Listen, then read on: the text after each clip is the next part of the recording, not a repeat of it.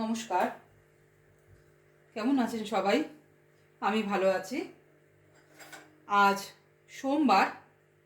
আজ আমি রান্না করছি শীষ পালংয়ের তরকারি। তার জন্য আমি নিয়েছি এই যে পালং শাকগুলোকে আমি এইভাবে রেখেছি, কেটে ধুয়ে এগুলোভাবে এইভাবে রেখেছি। আর নিয়েছি এই সবজি, পাঁচমিশালি সবজি নিয়েছি।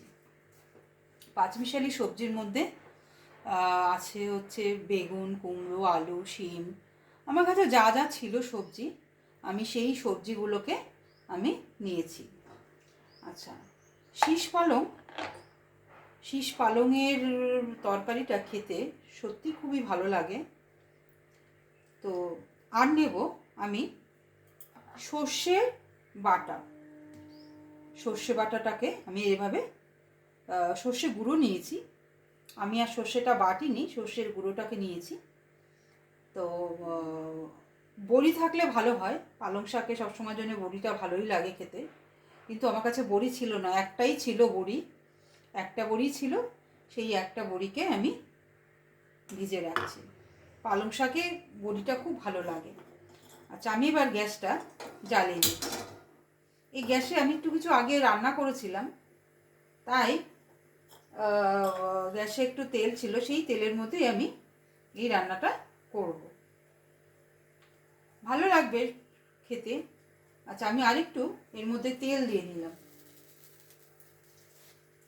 আমি আরেকটু তেল এর মধ্যে নিয়ে নিচ্ছি, কারণ আমার সবজিগুলো ভাজা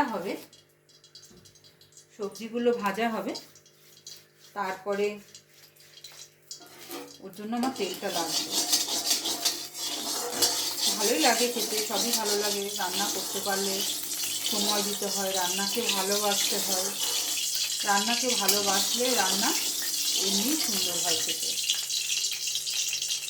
তারপরে কি নতুন নতুন রান্না করতে ইচ্ছা করে, কিন্তু সময়ের জন্য আমাদের হয়ে ওঠে না। এখন আমরা সবাই সবার মতো ব্যস্ত, তাই রান্না বান্না আমরা যত শর্টকাটে পারি, সময় কম অথচ টেস্টি হবে, সেইভাবে আমাদের রান্না তৈরি করতে হয়। আমার কাছে এই একটা বড়ি ছিল, এই বড়িটা ভেজে ফেলি। এখন আর সময় নেই আমার দোকানে আনতে যাওয়ার, তাই আমি এই বড়িটা ভাজি। বড়িটা ভেজে আমি একটা পাত্রের মধ্যে তুলে রেখে দেব। আর আমি এতে দেব গোটা শুকনো লঙ্কা ফোড়ন দেব। গোটা শুকনো লঙ্কা ফোড়ন দিয়ে, গোটা শুকনো লঙ্কা দিলাম। লঙ্কাটাকে না একটু সবসময় ফাটিয়ে দিতে হয়, তাহলে লঙ্কার ফ্লেভারটা ভালো আসে। আচ্ছা, আমি এতে দেব পাঁচফোড়ন। পাঁচফোড়নটা দিয়ে বেশিক্ষণ রাখা যাবে না, আমি এতে সব সবজিগুলোকে দিয়ে দেব।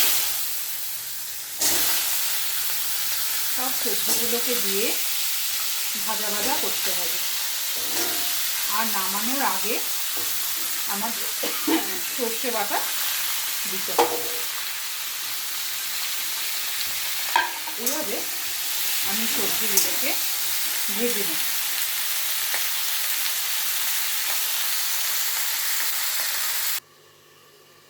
আচ্ছা বন্ধুরা, এবার আমার শাকটা ভাজা, সবজিটা ভাজার পরে আমি শাকটা দিয়ে দিয়েছিলাম। সবজিটা আমার ভাজা হয়ে গেছিলো, আমি শাকটা দিয়ে দিয়েছিলাম। দেওয়ার পরে শাকটা আমার সেদ্ধ হয়ে এসছে। আমি এতে এই সর্ষে বাটাটা, সর্ষের যে গুঁড়োটা ভিজিয়ে রেখেছিলাম, এটা আমি দিয়ে দিলাম। এবার আমি এতে দেব একটু চিনি দেব। নামানোর সময় হয়ে এসছে আমার, তাই একটু এতে চিনি দেব। দিয়ে দিয়ে চিনিটা একটু গলুক। এই হলো আমার শীষ পালং রেডি। আপনারা খেয়ে বলবেন রান্না করে কেমন হয়েছে।